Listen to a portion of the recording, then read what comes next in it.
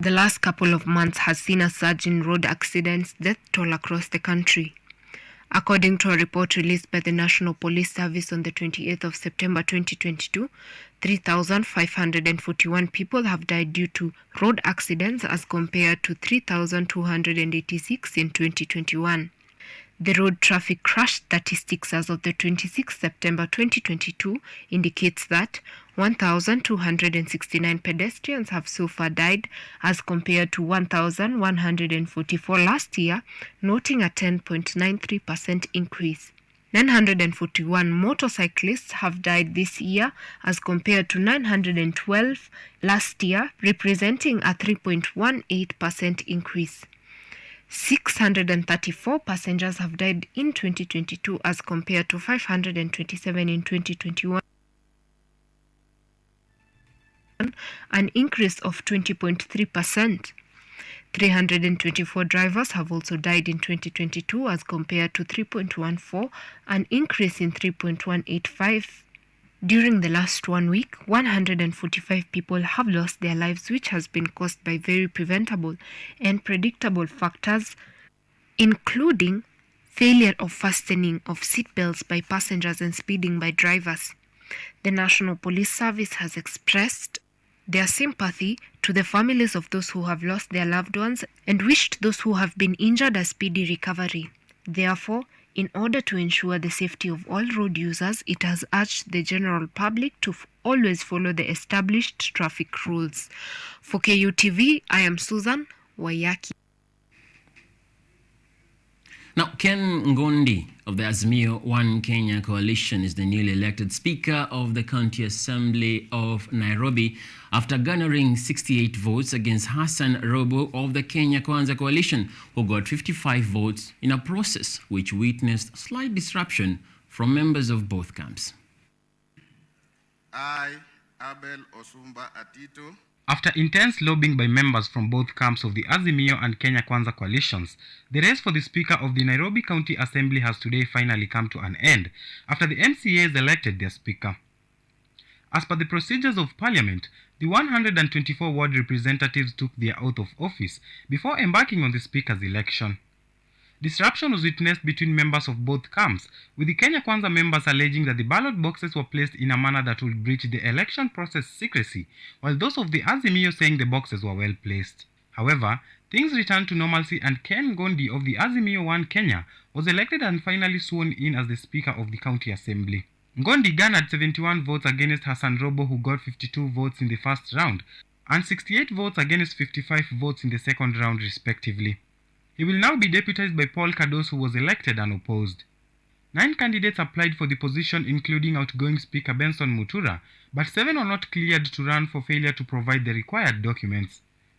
Kennedy now becomes the 4th Speaker after his predecessor Benson Mutura.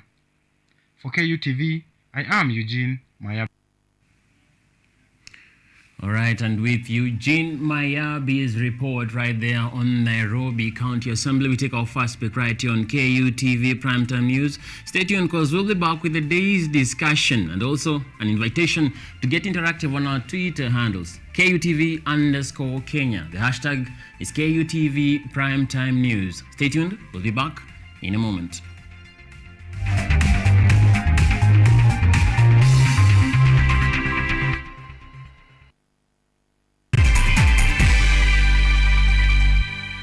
Driving and riding without incidences on the road is such an amazing experience. But do you know, while many road traffic crashes are avoidable, human behavior continues to be the leading cause. Speeding, lane indiscipline, drunk driving, distracted driving, failure to wear a helmet, and failure to use available pedestrian ways have been flagged by NTSA as the fatal 6 behaviors likely to lead to a fatal crash and serious injuries. As part of the Usalama Barabarani campaign, we request all road users to prevent these fatal 6 behaviors for their own safety and that of others. When driving, ensure your speed is within the stipulated limits. The road ahead is clear before overtaking. Stick to your lane. Keep left unless carefully overtaking. You're well rested if driving on long distances, and you never drink and drive.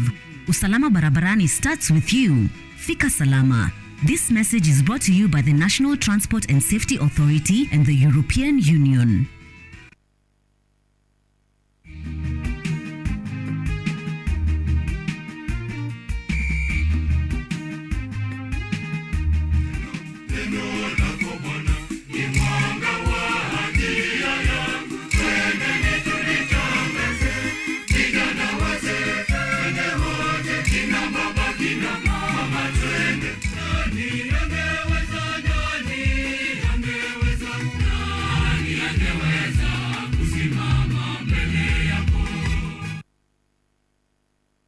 fine dining is a unique and sophisticated experience that you're not going to find in normal dining restaurants right here in our country.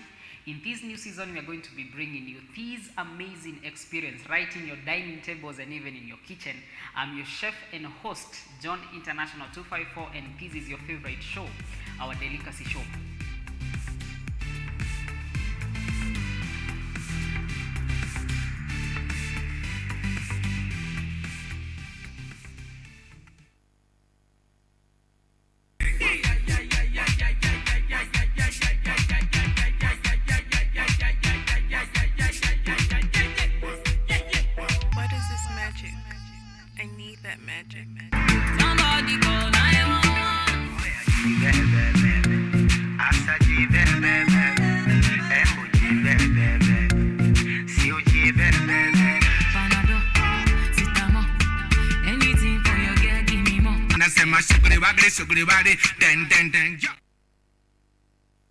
Technology,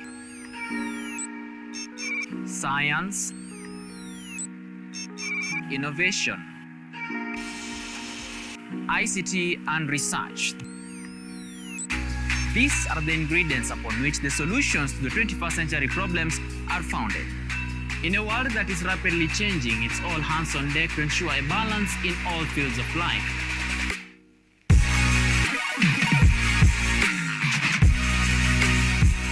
Women, young and old, are also in the front line, breaking the glass ceiling, becoming thought leaders in the larger tech space. Not forgetting other societies marginalized. And when the tech Avengers come together, we inch closer to a much safer, efficient, and sustainable world. What we view as a norm in today's advanced world was just an idea, and for nostalgic reasons, we trace back to the iconic days to bring you the retro tech. On Tech Innovation Show, we encapsulate all the pillars of the fourth industrial revolution, decoded in a language, all for one for all. Make a date with me, Samson Jura, every Monday at 8:30 as we push the mantra, keep learning something new each and every day. Only on KUTV, a new experience.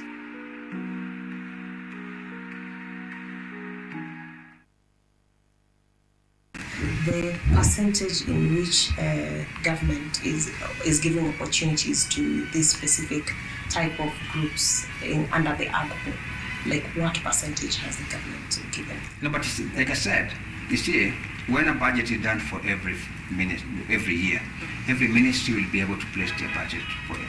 But whatever is given to them, 30% of the budget for that ministry is dedicated to AGPO. 30%.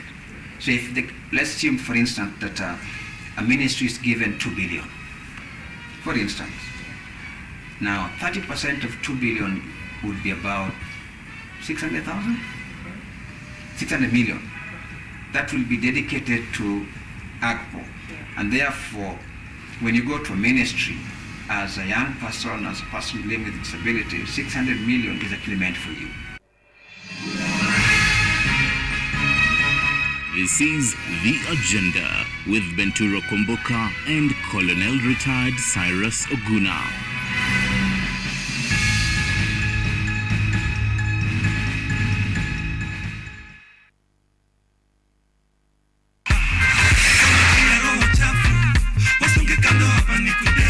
What's up, people? How are you doing? My name is Katali Kenya, and I will be bringing you the full packed entertainment show in the 254.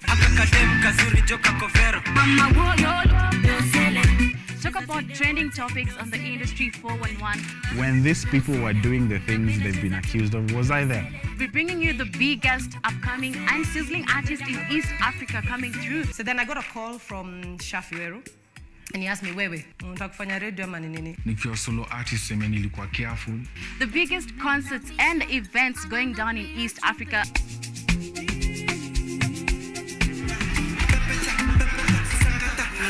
As well as articulating youth issues that matter. There's a lot of stress and strain that is associated with early parenthood. This is the full pack entertainment show that you cannot afford to miss every Monday from 8 p.m. This is the Scrunch Show, and see you there.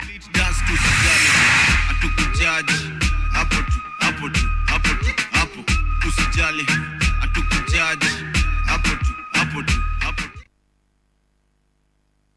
ni sunna mtu kufunga hizi siku 10 za Dhulhijja. Kwa hivyo ukifunga unajiongezea bonga points katika maisha yako, unajiongezea bonga points katika kapu lako la thawabu, unajiongezea bonga points katika mizani yako siku ya kiyama. Utakwenda mwambia Rabbi, mimi nilikuwa nikifunga. Ndio utapata kwamba mtu bora ni yule ambaye kwamba anapenda kufunga kila wakati. Kwa hivyo ndugu zangu watazamaji, tujitahidini sana kuweza kushikamana na hizi siku 10 za Dhulhijja. Unemployment has hit you hard. Your salary is meager. You decide to venture into business, but you're struggling to thrive in it. You would want to reap a big tip on how not to run into losses. Forget the preachy business blogs, the hyperbolic motivational speeches, and all the roads down desperation. Hope has come with model stories from small successful entrepreneurs.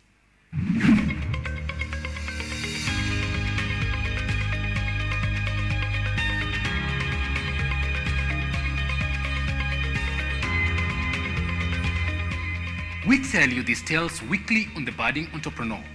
Join us as we help you make your trade profitable and often smile to the bank.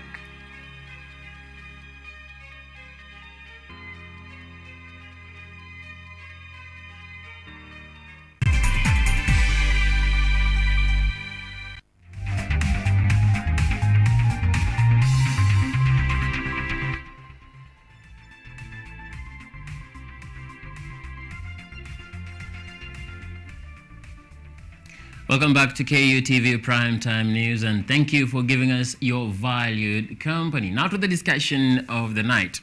Our prime focus today was at the Parliament buildings, as His Excellency Dr. William Samoei Arap Ruto symbolically flagged off the 13th Parliament for business. This coming in after the induction of members of both houses, and in his speech, a lot did come back.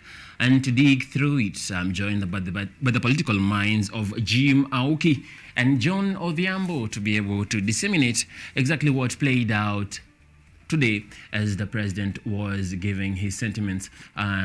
Gentlemen, welcome. Welcome to KUTV. And just as we swiftly jump to it, I'll start with you, Odhiambo. Your reactions concerning the address that was made by the president today. I think I can give him 50%. Mm-hmm. Yeah, I can give him 50%. He tried to dig deep, but the address was shallow to some extent. It was brief with some issues, the important issues left out. Really, what issues in particular did you find like they were left out? I was expecting President to tackle the issue of economy. When we talk about economy, the common mwananchi, the hustler, was expecting President to talk about the price of unga. Mm-hmm. We are expecting President to tell us what about the fuel subsidy. We are expecting President to discuss the issue that touches the life of common mwananchi directly. Mm-hmm. Yeah. And Auki, do you share in Odhiambo's sentiments that the president did not really touch on the economic factors that are affecting the country? To me, what I can say in the presidential address to the combined sitting today, in fact, you see, when you combine the two houses together, I think maybe I was expectant. I expected a lot.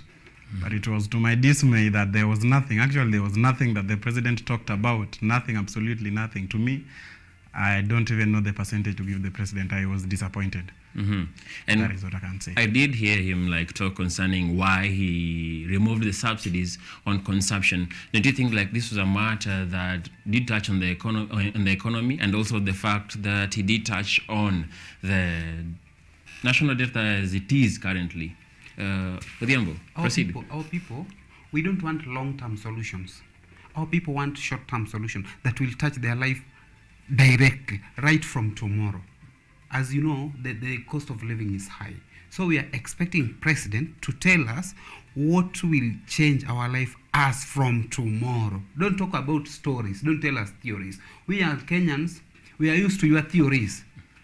The same thing you've been telling us in rallies, at the same time, same things he was telling us at the parliament. Mm-hmm. We want different stories. We want the stories that can change the life of common mwananchi. Don't tell us, oh, subsidy that will bring the impact. The country will fail. We will fail it in the next 3 years. What about right now? What about the span of 3 years? You are telling us about saving. You want people to save. You are telling common mwananchi about saving, and they even lack what to eat. How can you start discussing with someone who lacks food how to save? Like, that is not practical. We need practicality. Okay, I don't know your sentiments on this, because the saving culture, and Odhiambo is saying we literally don't have anything to save. And looking at the 2022-2023 budget, the president did order Treasury to cut it by 300 billion. Now, looking at such measures, and these are the measures that was targeted at relieving the country as it is in matters of debt and the hardships of the economy. What do you think about this? What I can say is that in terms of subsidies, however much he was shall, actually the main point is our president, His Excellency, never elaborated on how he's going to tackle the problems he was talking about. But when you talk about carrying forward the subsidies for the short term, to me, I think that is a solution to the economy. Now let us come back to economics. When you draw an economic model, there is a point that when the economy is going down, there is a point that is called the recession point. That is where you have to make a U-turn to make the economy grow upwards. So at that point, to me, that is like a long-term solution. So to that, in terms of that, I would give him some score. But then the question is, this 300 billion that he was talking about to be cut, from what point? From where? From what part in the budget is it going to be cut from? Because you don't just can't say that let us cut 300 million. You don't know from where you are going to cut it. You don't know how is it going to be cut. So I think to that point is, and then in terms of saving, I think by the rule of law, every Kenyan is equal. And that one I want to say about, I want to share my views on what he talked about.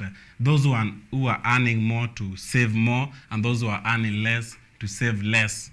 I think that is a personal decision. If I'm earning more, I think those who are earning more, generally, they are really saving a lot in their personal perspective, in their personal understandings. We have circles, we have the insurance companies.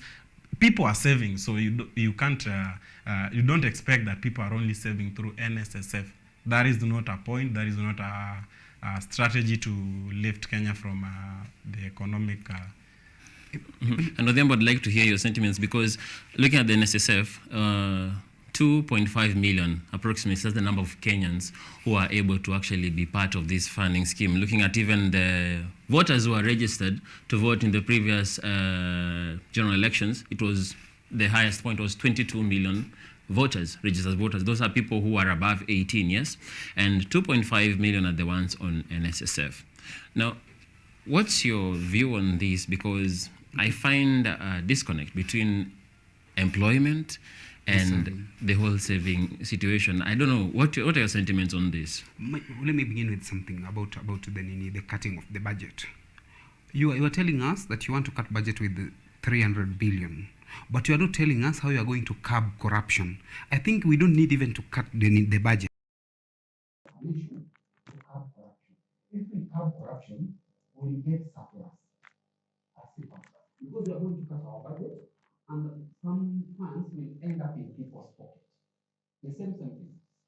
And then again, we are talking about saving.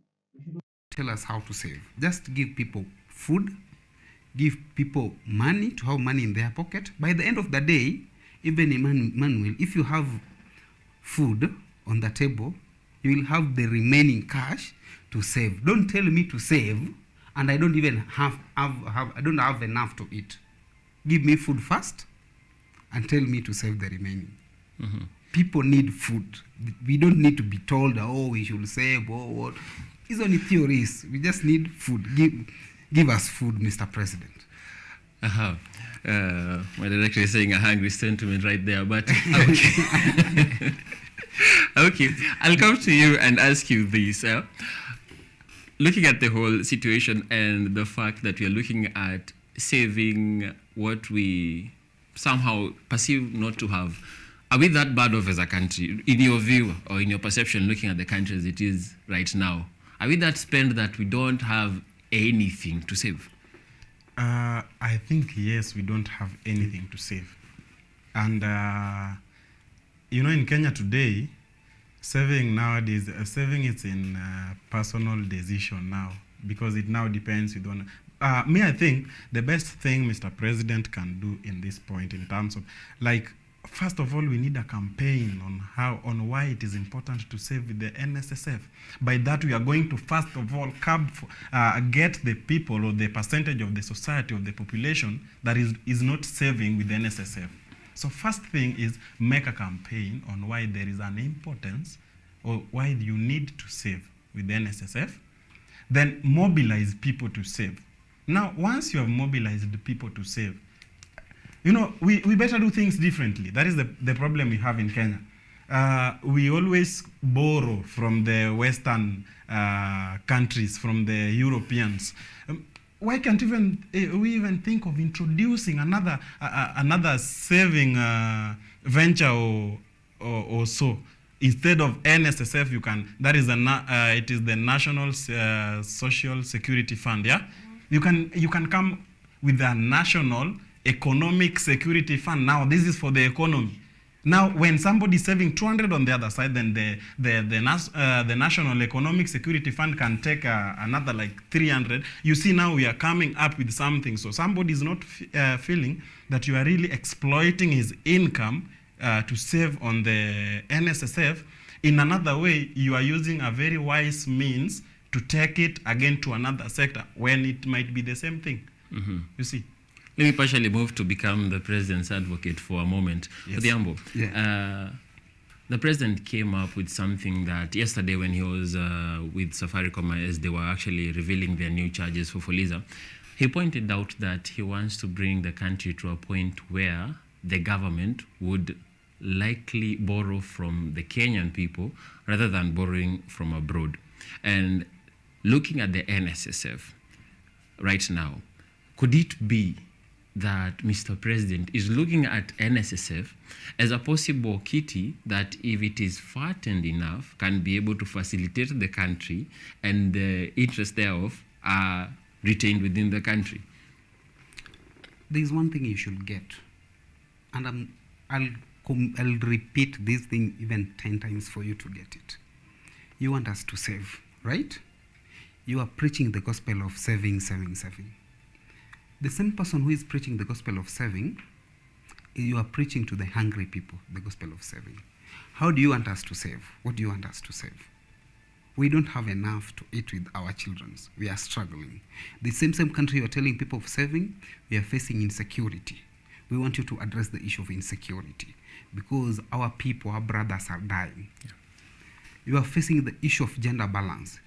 The other day you promised us that you will give 50% of your government to the women. It's not there. Even the 30% is not there. You are waking up and starting to tell us, I want you people to save so that the government can borrow from you. The same government that you are telling us that will borrow from us, the same government that is stealing from us. How are they going to borrow from us if they are stealing from us? We need sanity. For you to start, before you start preaching the gospel of saving, bring us the sanity. I'll be okay today if you tell me to save with you, if in the past you've been a clean guy, you've got a clean records. I'll be more than comfortable. But for me to tell me to save with the government of Kenya, we've been seeing these stories. Circle A and B, the money is squandered, is not there. Circle C and D, the money is not there.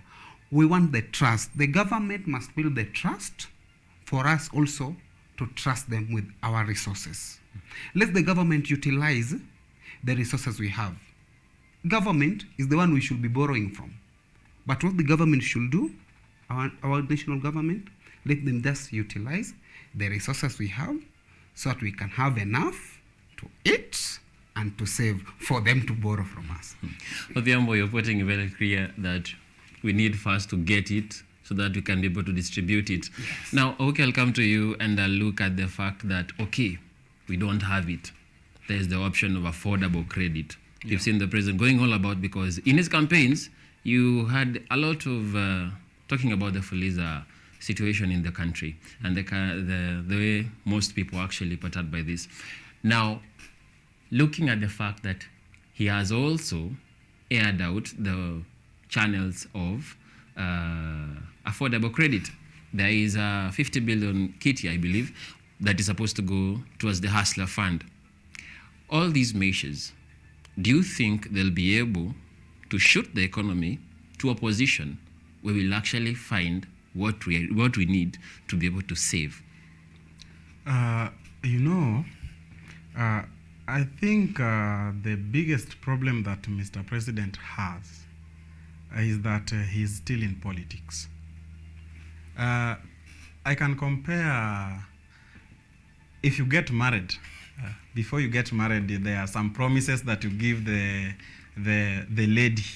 I will do this, I will do this, I will do this. Now, when you get the lady, if you are a man enough, there are things that you need to let her know that these are not possible, they are not achievable, they are not important as at the moment, and life must continue. And that is how you get to know a wife material.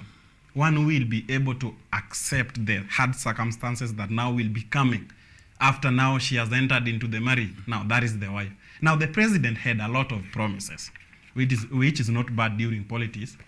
I mean, we are politicians, we give promises, we understand. Now the problem he has is that he wants to keep the tempo, he wants to keep the public with the things he was promising. He keeps giving promises. Let me tell you one thing, dangerous with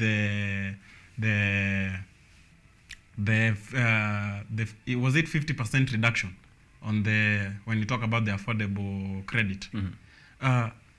There are things that you really need to think about before you make a decision. My friend, I'm a youth and life is hard, yes. Mm-hmm. But we need to stop a borrowing culture in Kenya. We need to stop a borrowing culture in Kenya. So if you want to tell me as a youth that the only thing you can think of is to make me think of borrowing all the times, I should think of investing instead of living from a debt. I should think of creating a resource instead of looking for a resource. And Auki, how will you invest if you have nothing? It's like we are moving back to the idea of saving. Mm-hmm. Isn't like the only way out we have to borrow? Yes, you have to borrow. But then these things have a very adverse consequences in the long term. Let me tell you, I can take you back to the 2013 elections, my friend. When Sonko came to power, hawkers were very happy in town. Hawkers were everywhere. What didn't Sonko know? He didn't know that this was increasing the traffic jam in town, which in the long run affects the output, the production of the city. Mm-hmm. And you saw what happened later. The city could not move. You see, there are things that you might do in the short run, mm-hmm. thinking that you are helping the society or you are helping the economy, while in the long run, you are really causing a very dangerous, I don't even know how to call it. These people, let me tell you, for the first, and I want to advise youths and Kenyans, for the first 5 years, life might be so simple because they want the second chance. Life might be so easy in the first 5 years because you are going to be given all that you might need in the first 5 years. Then in the next 5 years, which will be the second term, of which we know he will take it because they never win the elections, I'm sorry to say, but it is evident. It is very evident. Okay, I'll have to pull it from there because we are getting sentimental, and also the economy is becoming something that is quite heated right in here. And he's just to conclude on that, mm-hmm. he is worsening the economy. He is worsening the economy.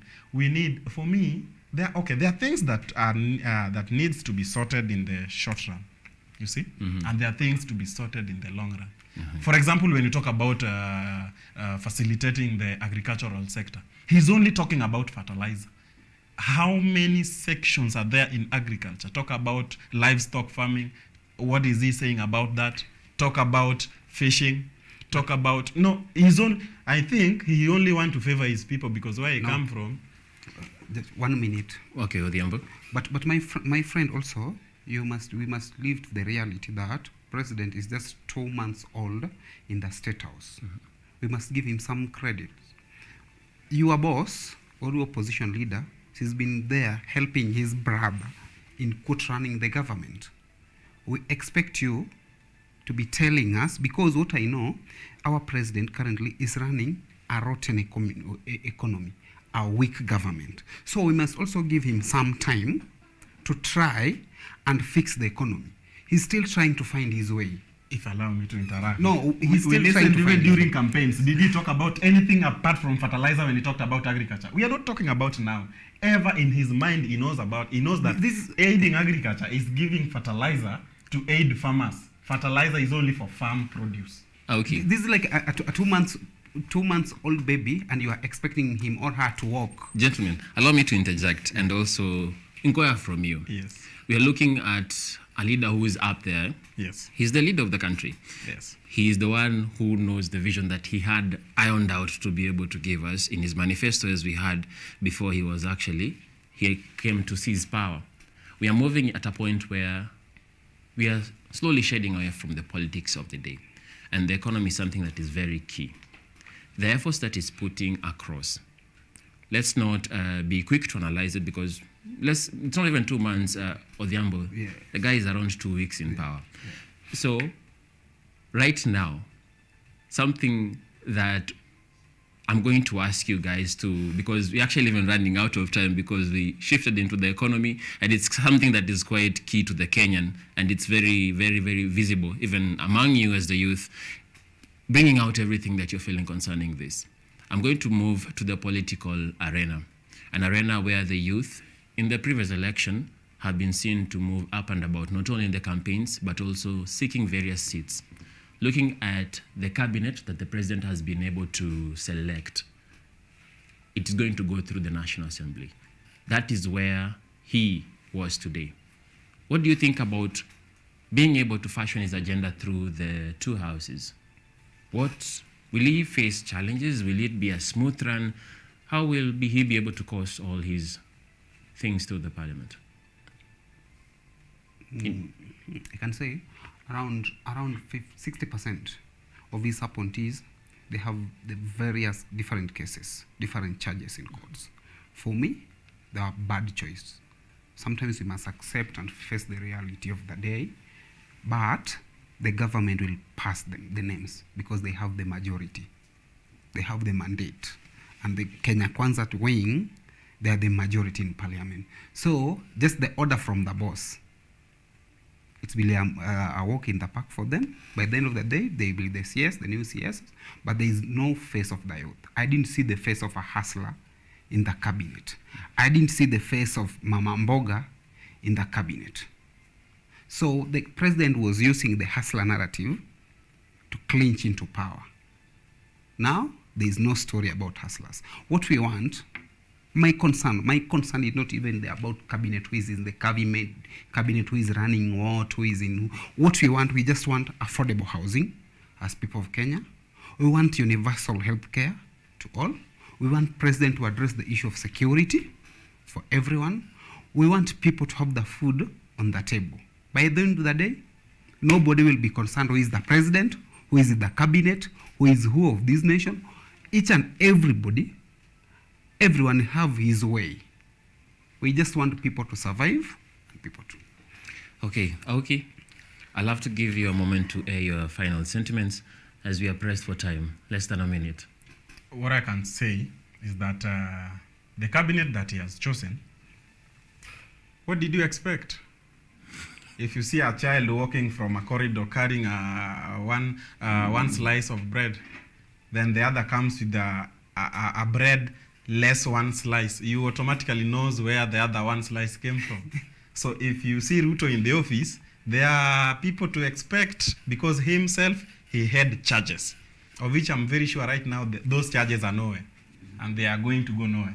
So if you see somebody with the charges in the office, expect those with the charges to be there, because you need those who will, you need somebody you can manipulate. For you to do this, you have a case in court. Now, you do what I want or you proceed with your cases. So that is the situation that they are in. Otherwise, what I can say is that I wish to ask the likes of Babu Owino, the likes of Junet Mohammed. It's not over. It's very true that even noble leaders will turn to be tyrants if their reign is not checked. So we need balance and checks in this government, because it's not a government. This is, I don't know what to call this. But it's a government. It needs, we need balance. This is not a government, my friend. You're challenged for words, but it is a government, Auki, and have to push it right there. Jim Auki, ladies and gentlemen, and John Odhiambo, who are actually with us disseminating the whole address by the president, his first address, opening the 13th Parliament of the Republic of Kenya. We take a short break right now, and we'll be back in a moment.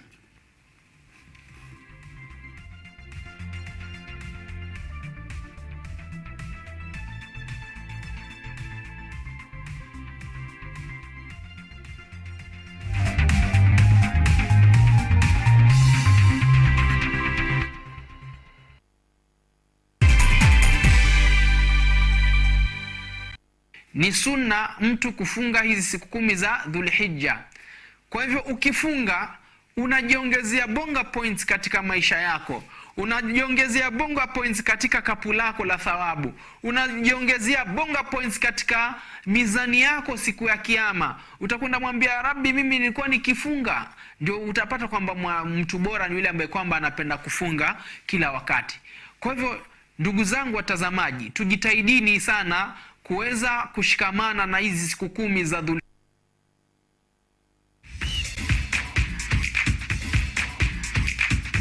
Ukiwa na dukuduku la michezo, tunafungua sanduku la dukuduku kwa ufahamu zaidi. Kila danadana, mitimko, mifiatuko na harakati zote ugani, sisi ni wako mwandani. Kukurukakara zote nyanjani, haziwezi kuangaziwa zaidi ya micharazo michezoni. Mimi mwanaspoti wako matata Peter Pinches Mwaora, ndakuwa na jopo lenye maarifa sufufu, nikufahamishe na nikuburudishe wewe shabiki shakiki kwa uhakiki na kindakindaki.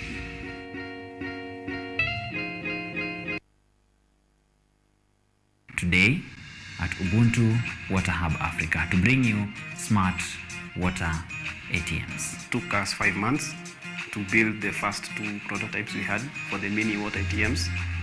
And that process ended in 2022 January. We've managed to do 70% of what we're using to outsource locally. Typically, a customer, if he has a tag, will come over to the water hub, tap his or her tag, then key in the amount of water that he or she will want to dispense, and then water will automatically dispense from the water hub.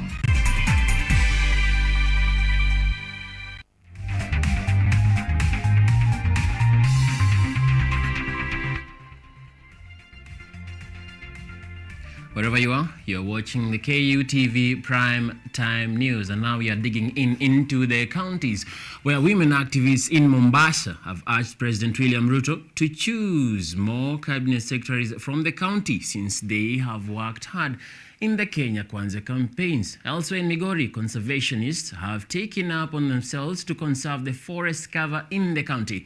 That and much more in the County News Wrap. President William Ruto has received praise from a group of Mombasa County women activists after selecting 7 women to the cabinet. Speaking at a press conference in Mombasa, lobby chairwoman Farida Rashid expressed sorrow that Mombasa County, despite its enormous support to Kenya Kwanza during the August 9 elections, had been overlooked. Kwa sababu watu wamekufa na watu wengi wamekufa kwa sababu ya kampeni. Kufa ni kwa sababu watu wameathirika wengi. Umaskini umekithiri. Na yeye alisema tunataka kuangalia wale watu wa chini kama wale kina mama mboga alivyosema. Elsewhere in Migori County, Forest Conservator Mr. Joseph Wakiaga has stated that the county will continue to expand and protect natural vegetation and forest cover to guarantee it reaches the 10% forest cover goal. Although the county contains 1,400 hectares of public forest, the forest cover is still only 3%. Wakiaga, a Kenya forest officer, emphasized that the main causes of the county's low forest and vegetation cover were the demand for agricultural land and the growth of urban areas. The Kenya Forest Service will begin land regeneration in the vast lands of Nyatike. Subsequently, the County Commissioner of Embu has advocated for a multi-agency team to combat illegal alcohol and crime in the county. Speaking at Talent Academy Embu, the County Commissioner explained that the need for Rapid Results Initiative (RRI) in the struggle against alcohol. We have agreed we are going to move around. We have agreed we must have an RRI for that days to ensure we have done crackdown. We want to revive the normal committees that were there, the multi-agency, so that even at the sub-location level, the chiefs, we have agreed they must go out to ensure those beers are not rolled over the counter. The County Commissioner gave a warning to the National Government administration officers and police officers who have been receiving bribes to collude with the individuals selling illicit liquors, saying the stern action will be taken against them. For KUTV, I am Teresia Maluki.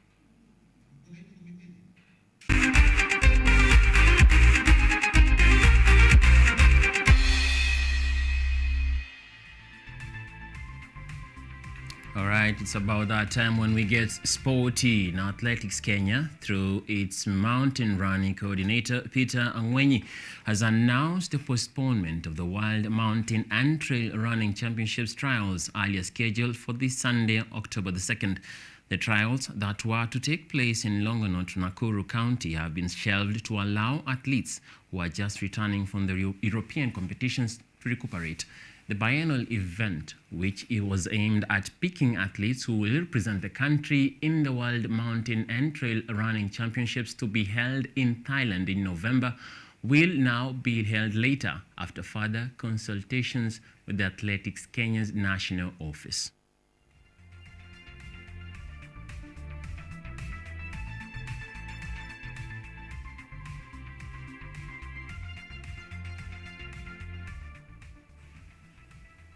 And still on matters athletics, days after a historic Berlin marathon where Eliud Kipchoge garnered a record-setting victory, former 10,000-meter champion Jocelyn Jepkosgei is now eyeing victory as she participates in the London Marathon on Sunday together with silver medalist Judith Korir.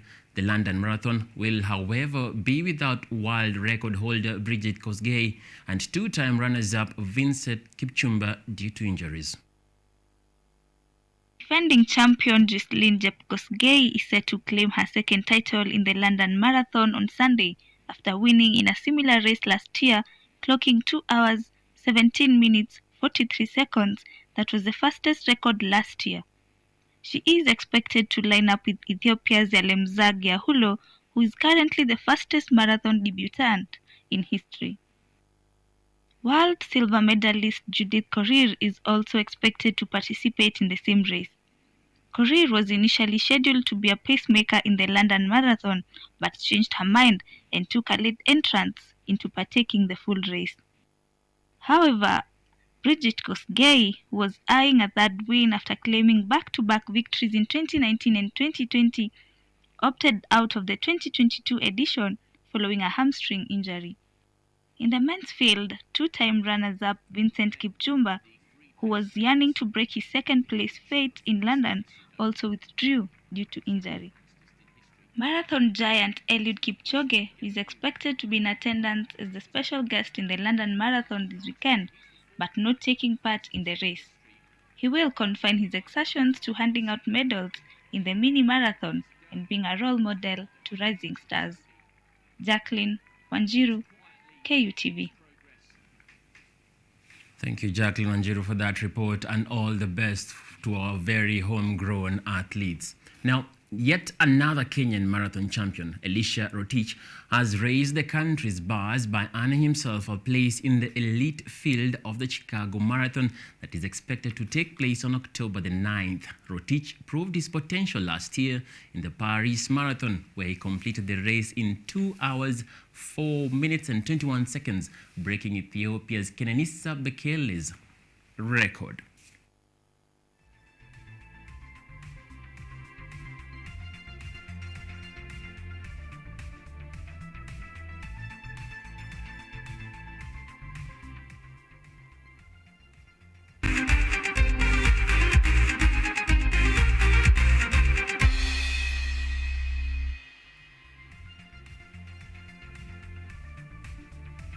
All right, what can we say but be grateful for that informative hour? And thank you right there at home for keeping it KUTV right here. And to the whole team involved in the production of tonight's broadcast, a big thank you.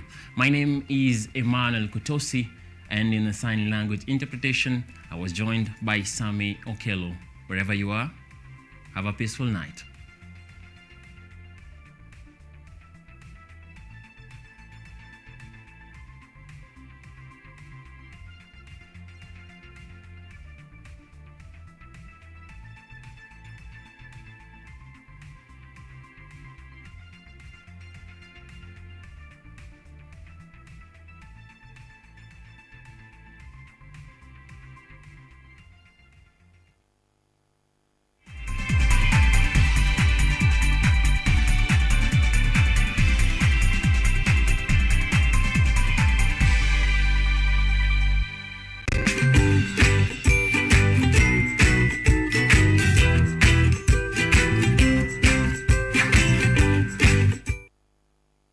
Driving and riding without incidences on the road is such an amazing experience. But do you know while many road